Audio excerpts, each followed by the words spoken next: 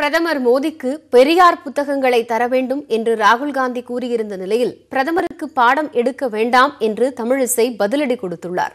நேற்று தமிழகத்தில் பரப்புரை மேற்கொண்ட காங்கிரஸ் கட்சியின் தலைவர் ராகுல் காந்தி பிரதமர் மோடியை நேரில் சந்தித்தால் பெரியார் மற்றும் கருணாநிதி புத்தகங்களை தர வேண்டும், அதை படித்தாவது தமிழகத்தின் வரலாற்றை தெரிந்து கொள்ளட்டும் என்று கூறியிருந்தார். இதற்கு தூத்துக்குடி மக்களவைத் தொகுதி வேட்பாளரும் பாரதிய ஜனதாவின் மாநில தலைவருமான தமிழிசை சவுந்தரராஜன் பதிலடி கொடுத்துள்ளார். கோவில்பட்டியில் உள்ள செண்பகவல்லி அம்மன் கோவிலில் வழிபாடு நடத்திய தமிழிசை நியூஸ் 18 தொலைக்காட்சிக்கு அளித்த பிரத்யேக பேட்டியில் பெரியாரால் குறிப்பிடப்பட்ட காமராஜரை புறந்தள்ளியவர்கள் காங்கிரஸ் கட்சியினர் என்று விமர்சித்தார். ராகுல் அரசியலுக்காக எதையாவது சொல்வார் என்றும் தமிழிசை கூறியுள்ளார். பெரியார் புத்தகம் வழங்குவாராமா? முதல் கனிமொழிக்கு வழங்க சொல்லுங்க.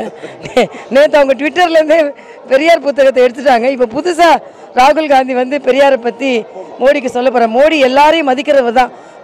காமராஜர் என்ன செஞ்சாங்க காங்கிரஸ்னு கேட்க சொல்லுங்க. அதே பெரியார் தான் சொன்னார், இந்த காமராஜரை கட்டி பிடித்துக் கொள்ளவில்லை என்றால் தமிழகத்தை யாரும் காப்பாற்ற முடியாதுன்னு சொன்னார்.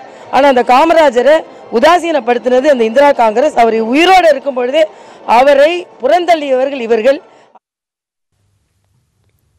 ராகுல் காந்தி பெரியார் புத்தகத்தை முதலில் கனிமொழிக்குத்தான் வழங்க வேண்டும் என்றும் தமிழிசை கூறினார்.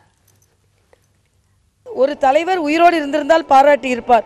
யாரென்றால் அது காமராஜர்னு சொன்னார். மோடி நீ யாரும் பாடம் எடுக்கிறதுனாலே அவர் சொன்னார். ஆனால் ராகுல் வந்து மோடிக்கு பாடம் எடுக்க வேண்டாம். ராகுல் வந்து அந்த நிலைமைக்கு இல்லை.